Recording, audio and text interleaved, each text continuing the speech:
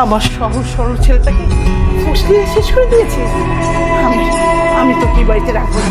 আমি এক্ষুনি তোকে এই বাড়ি থেকে বের করে দেবো। চল। আম্মা, তুমি আর একটা কথা, তুমি আর একটা কথা বলবা না তুমি। রোহান, কি বলছিস তুই এসব? হিসাব করে আমি ছোটবেলা থেকে এই পর্যন্ত দেখে দেখে আমি প্রত্যেকটা কথা বলছি। তুমি না দুইটা সন্তানের মা,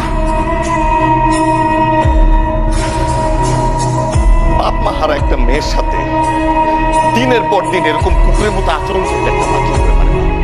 মা, যার ফ্ল্যাটে বাবা আমরা গত 20 বছর ধরে আছি, সেই মানুষটাকে উঠতে বসতে খাবার খোটা দিত, তোমার খারাপ লাগে না মা?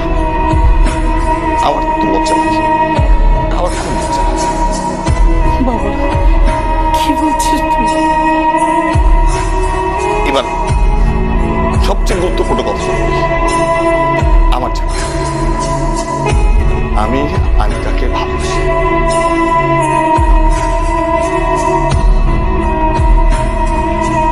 আনিকার কোথাও বিয়ে হবে না, আনিকা কোথাও যাবে না, আনিকা এখানে থাকবে।